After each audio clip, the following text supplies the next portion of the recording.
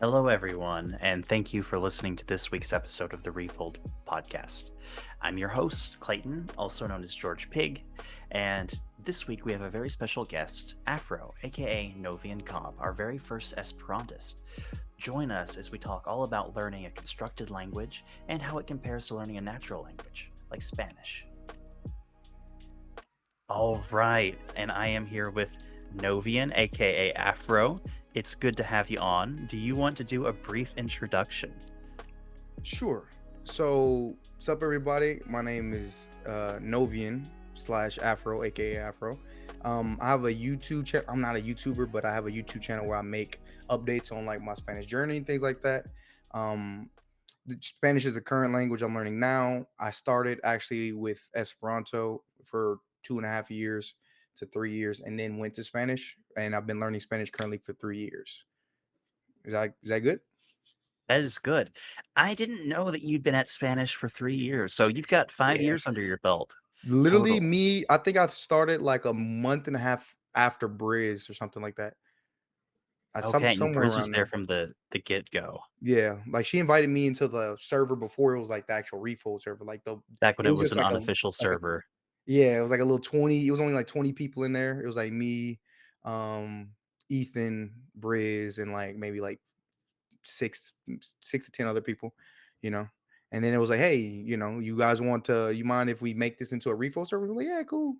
And next thing you know, it just blew up to like hundreds of people in like a couple days. I was like, oh, Oh, this yeah, is so cool. yeah, you've been refolding for, like, before Refold was a thing, Yeah, I was essentially. an OG. See, I was one of the OGs where I had to like decipher, like I had to like listen to what Matt was saying about And Japanese translate it into and then try to Spanish. like, okay, how does this apply to me learning Spanish? Yeah, you know. Mhm. And so I was like, I was one of those, and we didn't have back in my day, we didn't have 1Ks and 2Ks and 10 what you call it. Nah, we had rocks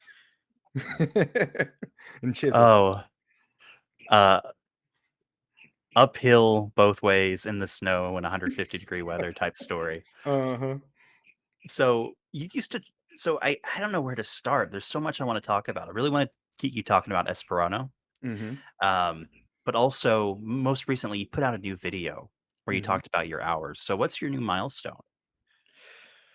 I want to get to 1,500 by the end of this year. At that point, I'm probably not going to keep track of my hours anymore because it's kind of pointless. I feel like once you get to like 1,000 hours, it's kind of pointless, to be honest. You're pretty Um, meticulous with your hours, actually.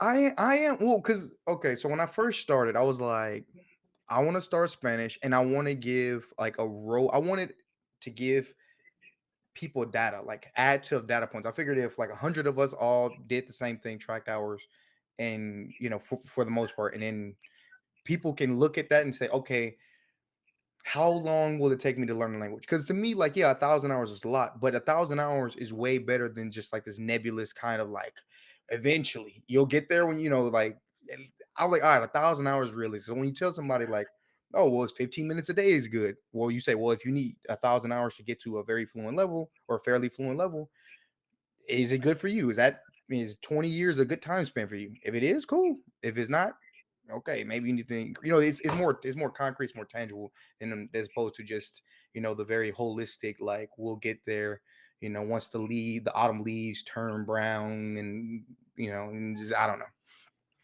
But so that's the reason why I kind of did it originally. But I also want to do it for myself because when I was learning Esperanto, like I got 2.5 years in, like I was very, very fluent, like very comfortable.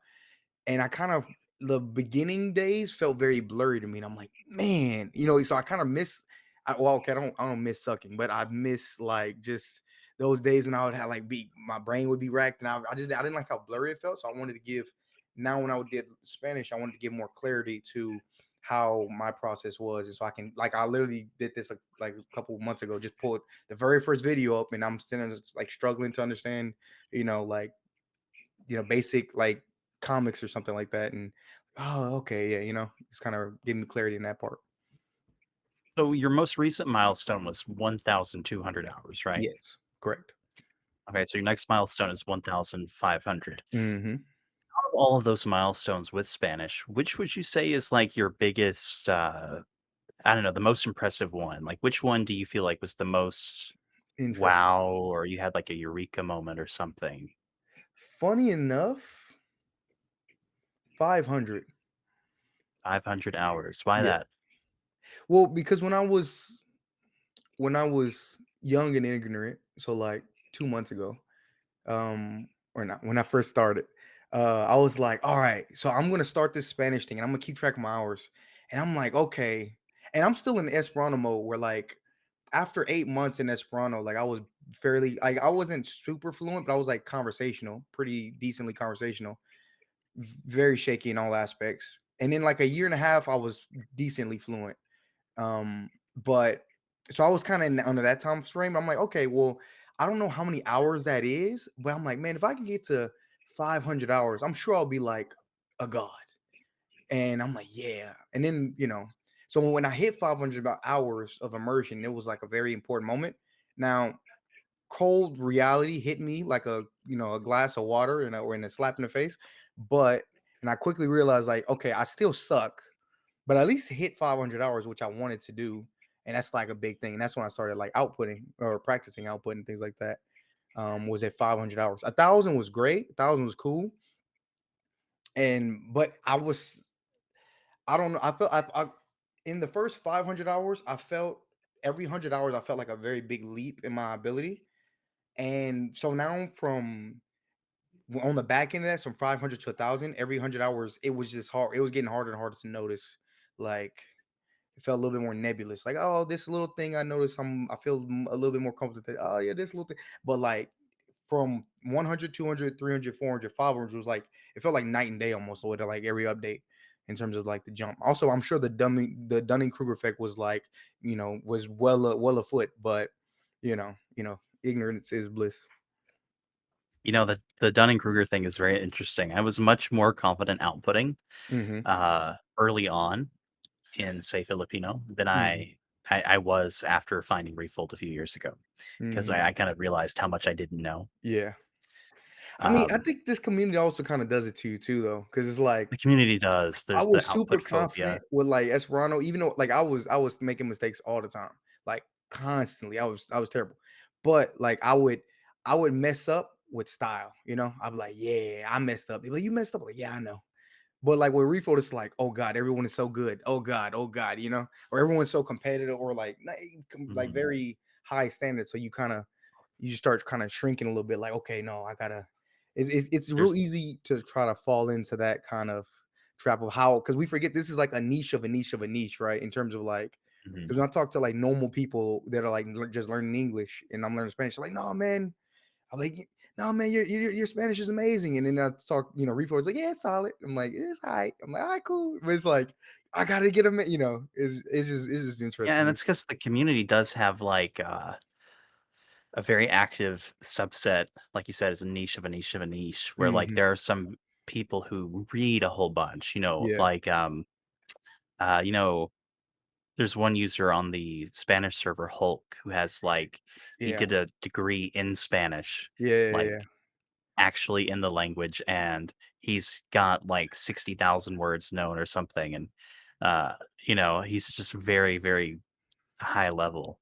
So Yeah. all of a sudden your 5,000 root words or whatever, 25,000 known words Hmm. ends up being, makes you feel small sometimes. 100%. Like, what? You can't just read the dictionary fluently with, only one unknown word per page? Like, get good, bruh. I'm like, oh, you're Good. right. You're so Now, right. with Esperanto, your learning style was different than with Spanish, right? Hmm. So, my understanding is that Esperanto 1, being fairly regular, lends itself to textbook learning, Hmm. and 2, people don't know this. You can't actually immersion learn Esperanto. There are Hmm. Esperanto books, and there's a whole bunch of original Esperanto media, as well as translations. But that's not Hmm. how you went about it. So, do you want to talk about, how you found Esperanto and what you did and how it differed from Spanish? So there's a lot to unpack there. So first, it's like, how did you get into Esperanto? That's not like a typical language. It is not. I will say, um, so I've always been interested in like Spanish in this regard for a very long time. Even before like high school, like I was so excited that when I found out we get to take Spanish class, I'm like what, you know, especially I live in Texas, and so there's so many Spanish speakers. The thought of there being a foreign language that I don't like, just this huge section of people that speak a foreign language that I just have no idea, was always captivating to me. And then when I got into like actual Spanish class, it made me like hate like learning languages, just because it was just not me. But after school, even after high school and college, I tried to learn Spanish three other times, three separate or distinct times that I recall, like giving it like a really good effort before burning out and just abandoning the whole thing altogether. But one day, or right after, right in the midst of my most recent defeat, or the last defeat in that time, um, where it was insane. I was studying like 3 hours a day with just pure grammar, just Duolingo, and I would look up every little grammar point for like 3 hours a day. It was for like 2 months. It was insane.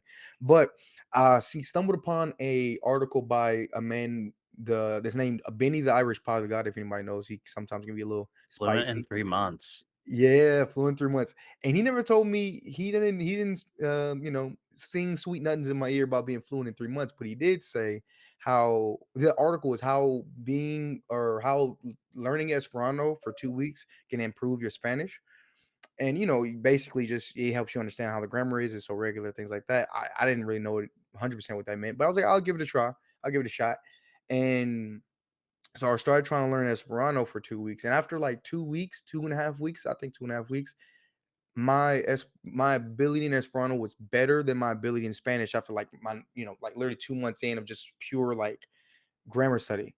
Um, and after that point, I just got so addicted to the rapid progress I was making. I just kind of stuck with it.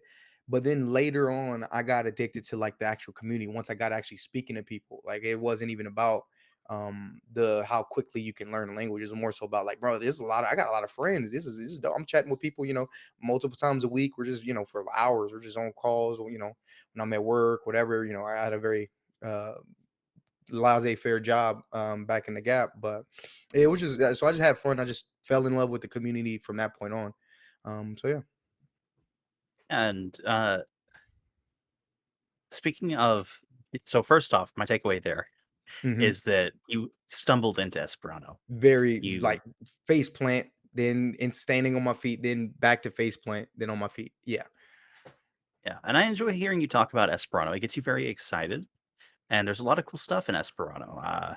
We've had a chat about this in the past, unfortunately not on the podcast, about Hmm. some of the similarities behind the grammar of Esperanto and a Filipino with Hmm. the Hmm. prefixes and the Hmm. suffixes and stuff. And I enjoy having an Esperanto speaking friend. Esperanto pops up in places you don't expect. I don't know if you remember, I messaged you once on Discord about Yeah, yeah, I remember that. Esperanto Yeah. dialogue in the middle of a Filipino book.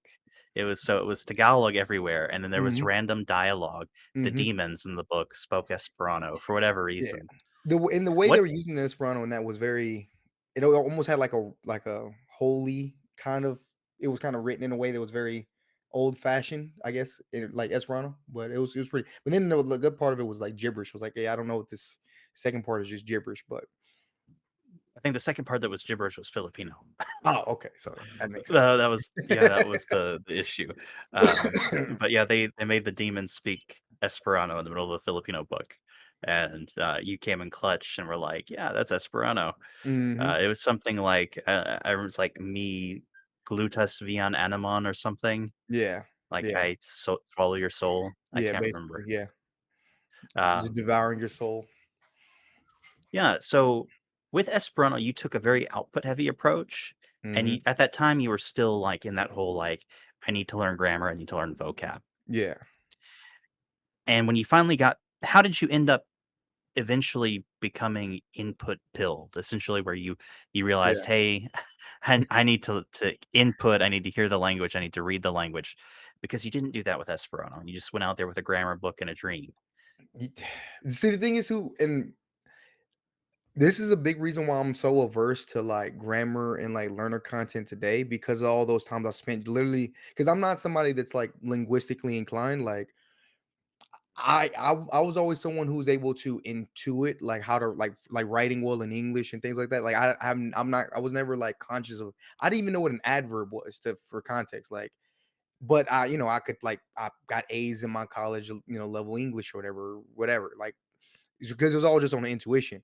So to me, when I then had to learn all these grammatical things, it was literally like ramming my head against the wall just over and over with the same kind of like I had to just chain look up, okay, what is this grammar thing? And then they'll give me like a wordy, jargony explanation. I had to look up every word of the jargony explanation and bound. And sure enough, in one of those, I got to look up the lookup to the lookup.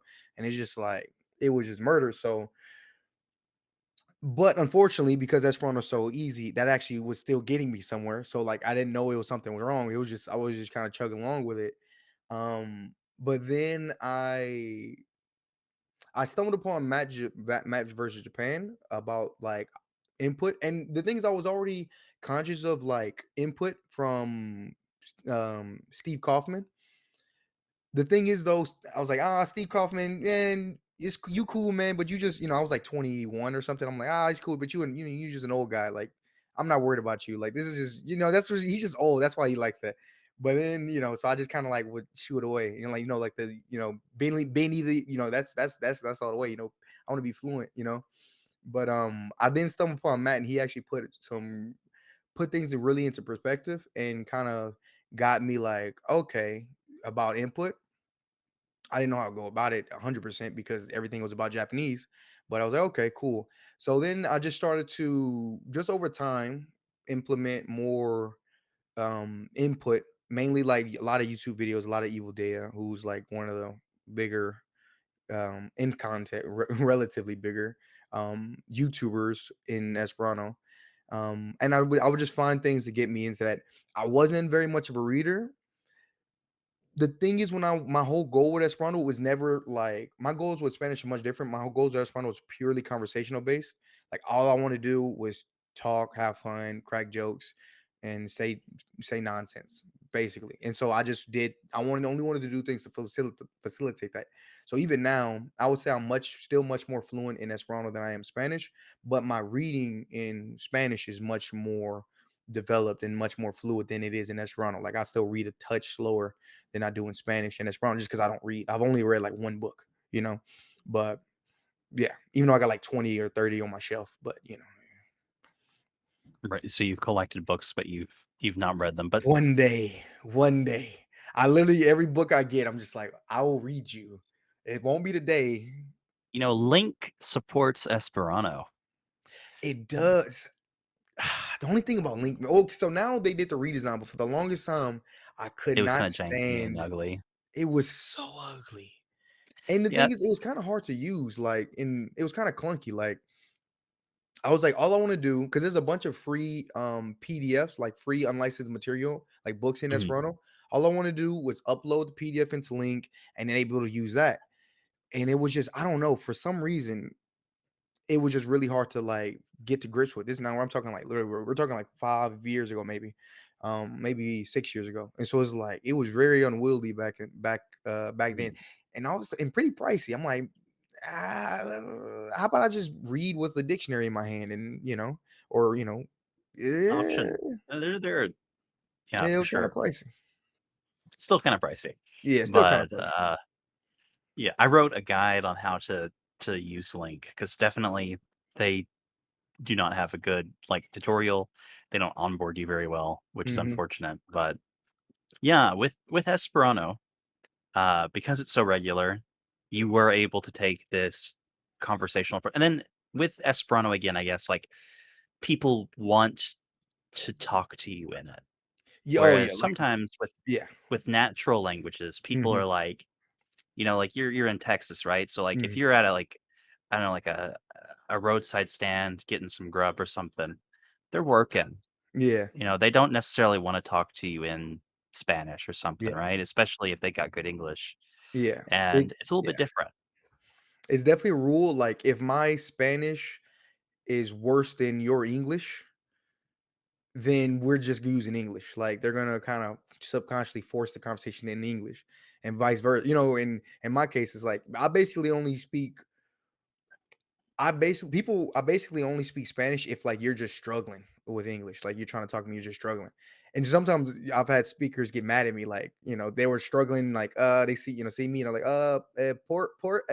and I'm like quiero un porco con pollo or con pollo por favor, and it's like why didn't you just say that? One lady said like why didn't you say that before? Like you saw me trying to you know read it out in English for like the last 2 minutes, I would say definitely in Esperanto, they're very like everyone's just very like super excited to speak Esperanto. Like if you find somebody, it's like it's dope. Like when you it's what is it? We have a word. It's called crocodiling or crocodili, which is like speaking. It literally means speaking another language when Esperanto is more appropriate. So it's like, yeah, like ne crocodilu means like don't crocodile, which means, yeah, like I said, don't speak other languages when you have two people that are fluent in Esperanto. Like it's more appropriate in this setting. Why not speak Esperanto? Especially if you don't have the same native language. But yeah, so it's definitely a thing. And I was, especially when I was learning Esperanto, I was very aggressive, not in like a bad way, but just very aggressive when it or forward very forward about like speaking and interacting with people. Like I didn't want to read, I didn't want to write people, I didn't read forums really. I was just like, nah, I want to voice chat, I want to party, I want to party in Esperanto, but I want to like Skype. I would Skype with Have you like ever been to one of the meetups that they do? see, You I've have been to to my have local been, meetup. because you've been to, yeah, because 'cause you've got, like, books, Yeah, right? yeah, I've So been to my local you meetup in Texas, in my city. Like most big cities have some kind of Esperanto meetup, like meetup every month. I haven't been since the pandemic. I used to go every month. And I buy books. I buy books online. Like I had to go to, I buy them from a bunch of there's Europe. Esperanto stores or bookstores you can buy, but you get the greatest variety if you go to the congresses because they literally just have like an entire like storage house or closet of just full of books that's never been like put online or anything like that. So yeah, you definitely do that. But I've never been to like a congress, which is the international congress, which is you have the greatest amount of people. It's somewhere around like 300 to 500 people that go every year. And you have the one for like the general congress, and you have like the Unulara Congreso, which is like the youth congress, which is like you have to be like 35 or below for that one. And I have a bunch of friends that go there, and that's actually I wanted to always go because it would be cool. Just the thought of like being able to speak Esperanto for like all day, every day would be like so dope. Going the whole day without ever using English, that would be just, or the whole week without ever using English would just be like amazing.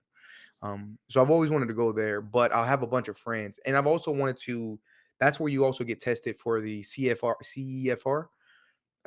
Your levels is you have to go to one of like the official conferences to take the actual test by like uh, a person, that administers the Now test. now, isn't there also some sort of, like, Pasaporto program or Hmm. something Yeah. where, like, if you're traveling, you can stay with other Hmm. Esperantists? Yeah. I've never used it. It's called Pasporto Servo, or Pasporta Servo. And it's basically just couch surfing, but with Esperanto specifically. And I think it's actually been around well before couch surfing. It was actually at first like a letter, like you would you actually just sent like letters or emails. And then they actually developed a website for it. And it's really cool. Like a lot of people I haven't really traveled. I barely left Texas. So I Mhm. haven't had the opportunity to really use it. And I wouldn't really use it unless I was going like overseas or like just out of the country. But I've definitely have know people and talk with people who use it, and it's pretty much it's cool. Like the benefit for the person is that they get to like host somebody that speaks Esperanto and then from a different place so they can just pester them with questions and a lot of times it's like families or like multiple people. Like there's been people who like if you actually look into some of the stories of people who've used it like in my case my teacher he actually used Pasporto Servo when he went to I don't remember if it was France or Germany, and like he was there, and it's way more friendly than just couch surfing. Like they literally let him use their car, like they had a second car, and he just let him use the car while he was just in Germany. So he was in sharing or getting a room for free, and they let him use their car. He had fun. They showed him around the city for like a couple weeks, and it was great. So it's like that's always something I've definitely wanted to use just to be in there. So it's definitely one of the benefits. I think being an Esperantist inherently puts you in the in group with Mhm. other Esperantists, whereas Oh, like we don't need. I don't need to know nothing else about you. Once I know you mhm. speak Esperanto, I'm like, all right. There's a general level like, all right, you're weird like me. Like that's cool. Let's chat. So what are some of the things that people ask you whenever they find out that you are an Esperantist? Why? Why? Why? Like why? Is I don't know, man. It's one of those things like even with Spanish, like I didn't learn it for any of the two languages that I've learned is I didn't learn them for like valiant reasons. I want to, pave away from my children and my dog. Like, nah, like I just love it. I just like I don't I like language learning, but I love the languages that I've learned. You know what I mean? Like I kind of see learning languages like marriage. So it's like I'm very, very picky when it comes to starting it. And I'm like, and I'm very apprehensive. Even when like a language I think I want to learn, or I'm certain I want to learn, I'm still very apprehensive about it up until like I finally is like, all right, will you marry me? Russian, or whatever. But that's just kind of how it is. So like when even with Esperanto, it's just like I love the fact that I can communicate in a way that's different than English. Like being growing up monolingual and not being aware of all the nuances and the way we say things and the how you can communicate the same message but with a completely different, like vibe and that kind of thing. It's just I'm kind of addicted to having that ability to just communicate and with other people and just have fun through a different, through a different lens, basically. Yeah, and when you talk to other language learners about Esperanto, sometimes there's a weird aversion to it. 100%. Uh, there's some stigma against it and misconceptions. And what are your reactions to some of those responses? Like they're like Esperanto, and then they talk about I don't know, maybe they speak illy of Zamenhof, or they say it's too Eurocentric, or they say any number of things. Yeah. Well, to that, the thing is when they're saying those things, they're not like wrong by any way, right? They're not like, is it Eurocentric? Yes. Is it too Eurocentric? I don't know. Like, I happen to have a friend, Japanese salaryman, whose name is Tomai, who he can read English quite well, can't speak English worth a lick, can't understand language, like comprehend it.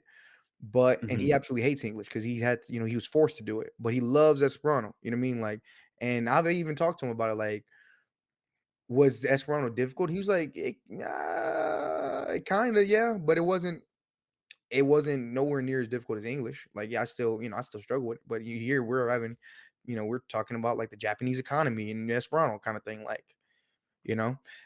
So to me, like a lot of things are true, like a lot of things you say, but like that doesn't necessarily make it a bad thing. Like it's gotta be like the language gotta be based in somewhere. Cause if we like it because if I don't know, it's some ways where like if you take it from too many different things, then it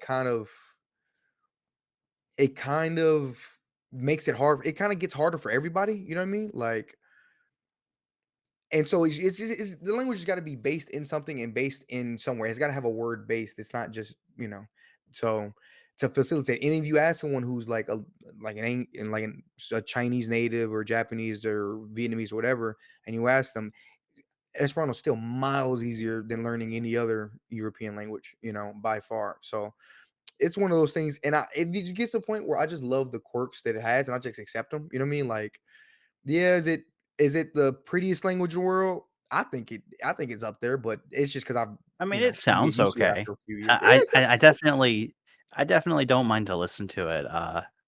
you There's can a it's an acquired few. taste. It's like anchovies or something. I don't know, but I personally like it. I didn't like it at first. I actually Yeah, thought Esperanto sounded very ugly in the beginning, but Esperanto music works. Esperanto music Some works. some some quirks are a little bit annoying, especially like with my mild background in Spanish. Like Mhm.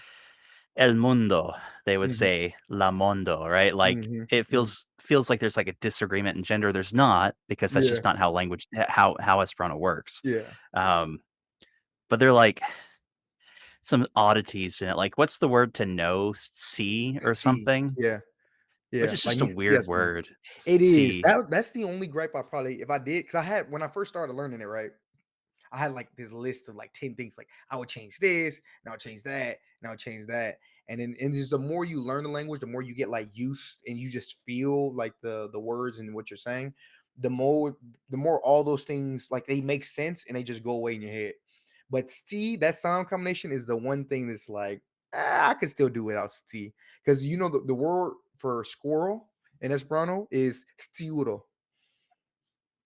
So it's "stiuro." It is not easy to say. Even like it's just Yeah, weird. Yeah. the consonant cluster. "Sciuro." Yeah. Ciuro. Yeah, "Stiuro." no. Ciuro. Yeah, they Not could an easy word to say. yeah. And the weird part is they have the "jo" like or no, the not the "jo," they got the "ho" sound, like "ejo," or like the, Mhm, like heap or no, that's not that. But yeah, like "ejo," that H with a hat makes like mhm. sound. They've been phasing that out, Or a just lot. H. Yeah, with so there's a lot of so every word, so you have like "ejo" and you have "echo." You can use whichever one you want. But it's been slowly phasing that sound out. I'm like, why? Natives like they phase that sound out because it's difficult. I'm like, and we still got the SC. Like, why we're phasing that out and we still got this one? This is like this one's over there just chilling.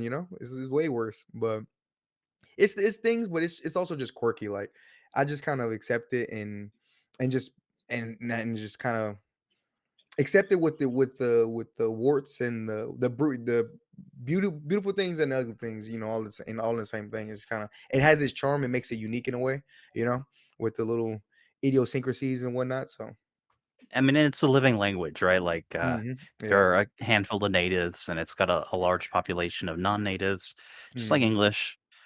And, you can't go in there and change it, right? The community wouldn't like it. They'd be like, "This is just Esperanto. It's how it is." yeah. Well, so yeah, you always have everybody that comes on the ground floor is always looking to change it. Like I said, I was doing the same thing, because when you hear it's an artificial language, you're like, well, why do we do this? Well, why do we do that? Why do we do that?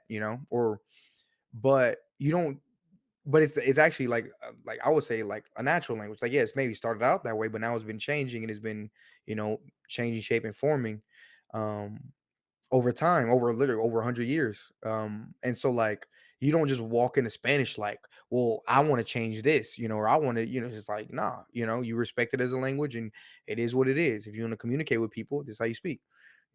Now there's people that bring in their own slang and their own tendencies from other languages, but you know, like so there's influences like so for example Esperanto was greatly influenced by French when it was like the dominant language, and now Esperanto is being influenced by heavily by English when now the English is what it is. So it's like it's getting affected by the international community one way or the other, whatever the global lingua franca is in that particular point in time. So this to me it's basically like a natural language at this point, because when I pick up I can read like the very first Esperanto books, but they sound to me very old timey, like I can understand it, but it's just kind of it's like reading the Declaration of Independence or something. It's kind of Mhm.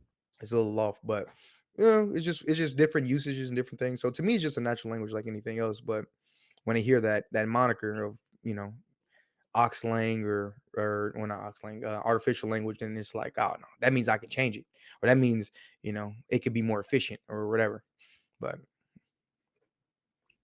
Yeah, I don't know, there's one descendant language of Esperanto that I quite like. I think oh, it's Ito, Ido. yeah, Yeah, yeah, it's a little bit more naturalistic feeling, hmm um, Ito is a and it Ito feels is a more like a great meme. romance language.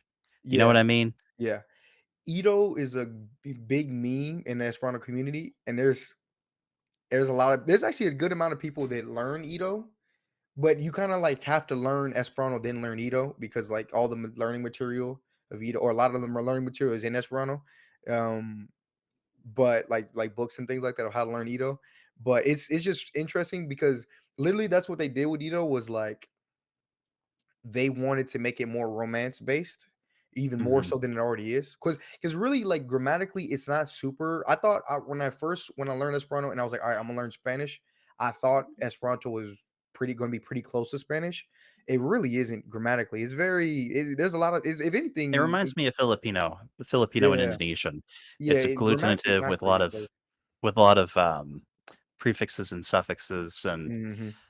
you know, when you first came on to one of the after parties after the podcast on the Refold Central Discord server, and we started talking about it, and you were like, "Hey, there's this prefix that does this, and this prefix that does this," and I'm like, "Okay, this Hmm. sounds an awful lot like an Austronesian language with Yeah, the suffixes and the prefixes, and you can just combine things."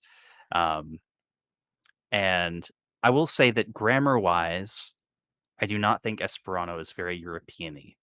I think yeah, just the vocab. yeah. 'Cause grammar-wise, it feels an awful lot like Filipino based on what I've seen, and I Hmm. dabbled in it for all of a week. Yeah, yeah. I did dabble in it back when I had Link. Found some ebooks and I uploaded them, and, you know, it definitely feels like an Asian language Hmm. grammatically, at least Indonesian and Filipino. Yeah, Uh, but Ito, it's sort of like with Ito, in Esperanto, the word for what is it? The word for cold is like the opposite of hot, yeah. right? Mal frio, or yeah. I hope I'm not just saying Spanish. Ma no, I think it's malvarma, Malavarma, my right? bad. Yeah, I'm just thinking Yeah, Spanish. and with Ito, they borrow another Germanic word, they like kalta or something, Yeah. um, so it's like from cold, Mhm. and it's just very naturalistic, which is kinda nice. Yeah. I think it's like an Ox language, if it's super easy for people to just, who speak a natural language to pick Yeah. up, I that's would kinda say cool. I would say this though. So Ito kind of goes against what the contra la fundamento is like what people would say. Like I don't mean that like strongly. It's just more so like the one of the big talking or one of the big points behind Esperanto is when you if you speak Esperanto well, it's not because you use this like super like verbose language or this super eloquent like rare words. You speak Mhm, your like ability to speak is how well can you simplify things and how well can you use like create your own words or create like rely on the already original Esperanto words that were like created or actually the best way to say it is the less individual roots you use the better you speak in a way, you know what I mean? And so mhm, if you use too many roots, like it's not like a dead rule. Like obviously this varies among people, but it's like buon estilo or like good style. If you use as few roots as you can and just rely on the word creation when you're speaking, it comes off as more like skill, because you're like just firing off like kind of like that. You're kind of using, you're really flexing your Esperanto ability when you're using that instead of just saying like just hospitalo or just adding a o at the end of because you can do that like that's a part of the rules too where if you don't know a word you can take like an international sounding word and just add like Esperantify it, and that's hard. again, it just sounds to me a lot like Filipino where you've got the word for, medicine Mhm. is gamot. The word for Okay. hospital is, pangamutan or something like that, like Mhm. place for medicine, right? Yeah. Um, and or you can just say hospital or hospital in Yeah. English or Spanish, and it'll make sense. And Yeah.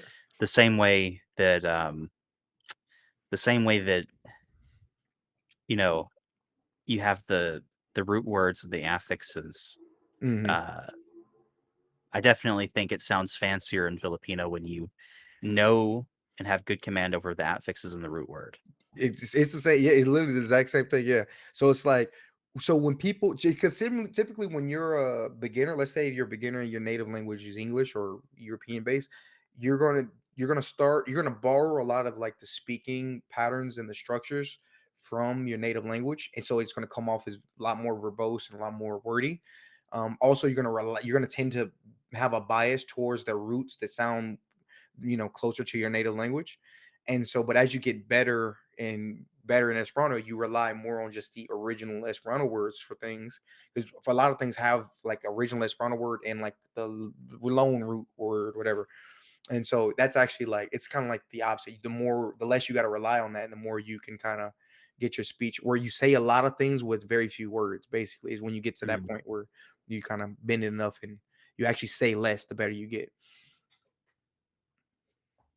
Yeah, reminds me a lot about Filipino. The other day I was at the mall and I was having some pizza with some people, and I don't usually get out in the afternoon because I work third shift, so I'm usually in bed by this time. But I took a nap and I was like, okay, go get some pizza, walk around, and there's just multiple ways to say there are a lot of people. You can say there are a lot of people, very Mhm. similar to English, or you can say that it's very peoply, which is not like Mm, how not very Englishy, but it uses the root for people and then an affix, yeah, and it's a very native, very I don't know, like you said, buen estilo, or like good yeah, sounding yeah, Filipino.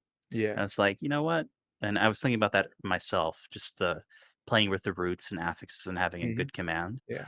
I think it's very important in these agglutinative languages. Yeah, yeah, because I would say you could say this, you basically do the same thing in Esperanto. You could say because like the word is like home plena. You could say like estas home plena. Like literally, homo is people, plena full. So it's full people is what you're saying. And then or you could Mm. just say home plenas, where you add estas and home plenas. You turn home plenas into a verb, and Into it a verb. means yeah. So you oh And wow, again, home that's plena. how Filipino functions. They use a lot of state of verbs Hmm. instead of using, a copula like to be. Hmm.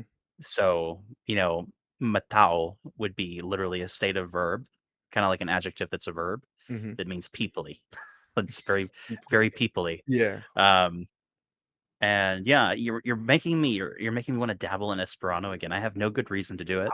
I don't Uh, look, Gord, man, you are a man of many tastes. but I'm doing it to I have myself. I'm not gonna let you I, get my hopes up. yeah, I'm not gonna get your No, hopes I'm just up. I'm messing with actually I'm gonna sidestep this and I'm gonna go back to Spanish. So you. Okay. with Spanish, you were very listening heavy, but you've already said earlier on in this podcast that you can read better in Spanish than Mhm. Esperanto. My Yes. question to you is, as a person who like basically went and raw dogged anime in Spanish and did tons of listening and tons of listening, Uh-huh, do you uh-huh. feel like your reading suffered for it? Uh, in a way, maybe, perhaps. I don't know, so because technically I'm not the best at reading in both languages, I guess in that case, but I would say on generally my okay, so like I would say my vocabulary perhaps because I'm certain that like people who read more have a much more holistic or more rounded out vocabulary than I do. Um but my list I can read quite fluently though just because I for pronunciation practice I would read out loud a lot. Um and so I would say about 85%, I think that's the ratio of my 85% listening, whatever the percent speaking, I mean reading. And so I'm sure it has an effect, but the thing is, it's so easy to catch up with reading. Like even because I went the first 6 months without reading, like even looking at a single word in Spanish, and then once I started reading, it was just like it was kind of really rough and kind of clumsy at first, and then after like the second day, it was just like I was reading fluently. Like, oh wow, okay, this is like so. I'm sure it definitely. I think the biggest impact it has on my vocabulary, 100%. And I've seen that before as well with in the community. Do you know Mr. Barron, The beast himself, yes, the beast himself? He's apparently quite good sounding. His accent's really good. yeah, he sounds great. He Um, sounds great. and he also took a very listening heavy approach, but his vocabulary is quite weak at Hmm. times. Yeah. Um, and I think that I seems to also be a don't do common Anki thread. though. I shouldn't mention that. I also don't do the Anki. So I haven't did Anki since like the first year and a half of Okay. learning. I just got to take Anki. Like vocab, all that kind of like skill building kind of things. It just got I kind of burnt that stuff out of me with the beginning Esperanto and the Mhm. Anki's not beginning fun. of People Spanish. don't want to do it. Well, the thing is Most people don't wanna do it. yeah, Some people a subset of people, they yeah, really like yeah. Anki, like, it must do something to their dopamine or something where Yeah, they're like like, that video game, that MMORPG kind of lights go off. Yeah, because the thing is, so I had went through a period with Esperanto where I was so tired of my vocabulary being so limited, and so I downloaded. I was like, all right, I need to get my vocab up. So and then so I'm at British Pen. I was well, one thing. So Anki, okay, well. I didn't send this mine or anything like that because that would have been the responsible thing to do. I downloaded like a 4K deck of Esperanto words okay, and was just grinded that out. And halfway through, the thing is, as I was using it, I kind of realized, like, as I was getting better in like Esperanto, I kind of realized that someone just rammed this thing through like a translator, just a Google Translate, basically. And just so half, so like not half, but a good chunk of the definitions were like poor wrong. translations. So yeah, like one word was or ebeno or ebena, which is like it was Ebena, which is the word which it had a picture of an airplane. I was like, okay, so it means a plane. Cool, cool, cool. And then as I get like better and better, I find that like Ebena actually means like plane, like the surface, like flat. It doesn't mean like an airplane. So I had to, so that made me paranoid. And I was like, oh, so I went back and was like, so as I'm immersing with Anki, I'm also checking the validity of the cards I'm using. And yeah, I'm over that. I was so sick of Anki after that. I'm like, I'm good. And I somehow finished it. The masochist in me finished it. And it worked. My vocabulary in this run got very good, but like at what cost? You know? It sounds to me like you would benefit from reading more in Esperanto. Is Yeah, there a reason why 100%. you haven't done that? It just the thing is, like the idea of reading. I have a crap ton. Well, I said like 30, like original books and like translated books. It's just, and I like the idea of reading in Esperanto. It's so far from like the goals I originally set for Esperanto. Where like, like, cause I still chat with my buddies like multiple times. Usually once or twice every couple weeks.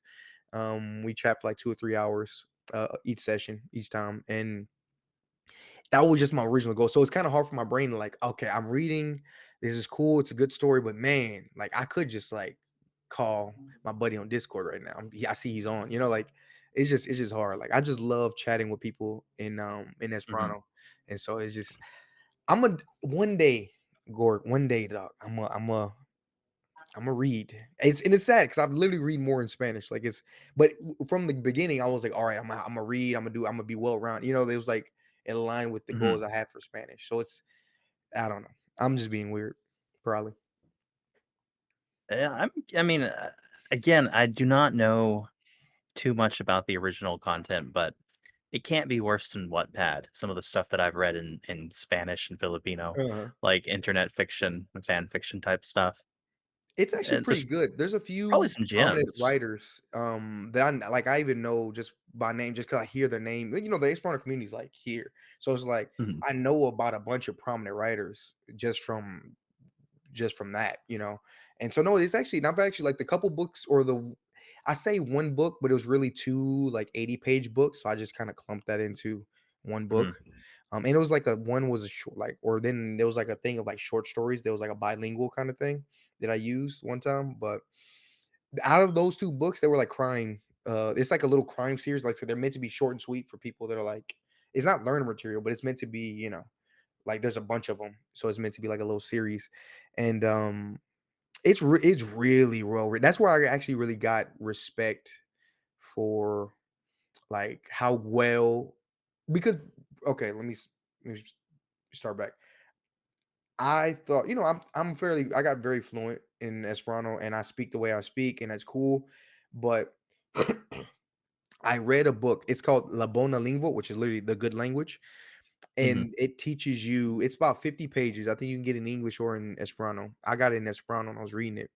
And it was basically teaching you or telling you what is like good style in Esperanto, like how far you can really take the language in terms of expressions and or expressing expressive ability and creativity. And that book completely opened my eyes, and I realized that I was basically speaking English with an Esperanto kind of coat. You know what I mean? And I'm mhm. like, oh, so then like I started like that open minds to that. So then I've read those two books to see, okay, these are very prominent writers. How do they write? And it was like, whoa, okay, this is the structure is nowhere near English. Like it's completely. I mean, some and there's a lot of similarities, but there's a lot of that are it's like you wouldn't be able to translate that well in English, or you wouldn't that wouldn't really work. And I understand it clearly. It's like whoa. So that's kind of how it was, where it's just that open mind. So that's why I read that to begin with, read those books to really kind of see what it was. But once I kind of got that, it was like, all right, job done. Now I'm implementing my speaking, in which I did, but it's hard for me to like, all right, I want to sit down and I want to read a book, even though I can comfortably read a book. It's like, I don't know. Yeah, I understand. Uh, would you consider yourself a reader at all, like in English either? I treat it. I wouldn't consider myself an avid reader. Like I see it as another form of entertainment. So if I'm like I read, but like it's not like a daily thing. It's like is there it's really just is there a story that I want to consume? Like it's like TV or whatever. Because there's a lot of times where the book is just better, right? Than it's a better medium to tell that story than a show or whatever. So a lot of times I end up reading stuff when I find out the book is way better, then I'm like, oh shoot, yeah, it was. But I wouldn't say consider myself an avid reader, but I do like to read if I get me a good book. All right, and we are nearing the end of the podcast, but before we go, Right. I do have a question for you. And what advice would you give out to somebody starting to learn a language or even starting to learn Esperanto or Spanish Or Esperanto. We can just say Esperanto. or Esperanto? We'll go with Esperanto. You're more passionate about it. um, I would say if I had to give one advice to someone that's learning a language, I would say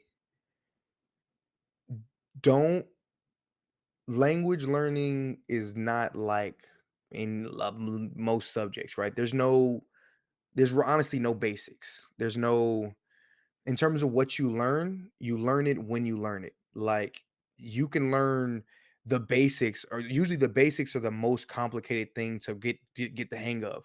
You might not get to grips with the basics until like a year and a half in, right? So there's no real basics and there's no real advance. There's just you get it when you can get it, and don't beat yourself up if you don't got the basics. It's just a normal part of it. It just takes some time to slowly sink in because. So I would say there's no level 1 through 50. There's level 1, there's not even levels. It's like you're in a field and just apples everywhere. You just I don't know, you just grab what you can grab, and if it's too heavy, then or too far, too high up in the tree, then just worry about it to when you level up your crafting and you can craft a ladder. And I don't know, this is analogy is completely failing, but hopefully it makes some semblance of sense where there's no levels. Just don't beat yourself up. Just treat it as get your reps in. You're giving your reps. Getting your reps is very important, and just take it you know one not level step at a time, and just kind of just wander around a bit, and you'll figure it out. Oh, that was Yeah. terrible advice. I don't even know why you asked me that, Gort. You set me up. You set me up. It No, was I a think it's a trap. I think the takeaway there was don't beat yourself up, and you touched on what Matt calls persistent puzzles, things Mhm, that quote unquote should be simple or basic that are actually mhm. quite difficult. Yeah, So the takeaway there, guys, is when you jump into a language, don't beat yourself up. Do your reps. Go to the gym daily, basically, and you'll get yeah, there. yeah. And there are no basic. Basics don't exist. It's just it's just the easiest thing that they can conceptually teach you without you getting confused at that moment. But it doesn't mean it's easy. Just because it's simple to explain doesn't mean it's easy. I would agree. I think sometimes if you ever look at like a frequency dictionary or something, the most Mhm. frequent words are the ones that are the hardest to use. Right. Prepositions or grammar words that have a Mhm. lot of different meanings depending on what they're Like doing. particles, cases, whatever, etc. Right. Mhm. Yeah. The Like basics dar are not is so like basic. just terrible. It's just dar Mhm. is a terrible word. Llevar, or no, not llevar. But there's a bunch of words like that. They're like, oh, I should have known this. And I'm reading a book or watching a show, and they use in a use I've never seen before. I'm like, and I look up, I'm like, you look it up, I'm like, oh, sure enough, wow. It's like definition number 12. Okay, who would have knew? Yeah, that's really common with the basic words, quote unquote basic. Basic, I'll put it in scare Yeah, quotes. basic. Big air quotes, basic. All right. Well, that wraps us up. I think that's a good natural starting point. And guys, I will see you again next week. Learn See you. Esperanto. Learn Esperanto if you want to. I'm not forcing you, but I'm forcing you. I want to thank you for listening to this episode of the Refold Podcast. If you're watching the live premiere, you're in luck. Right as it ends, we have an after party over on the Refold Central Discord server.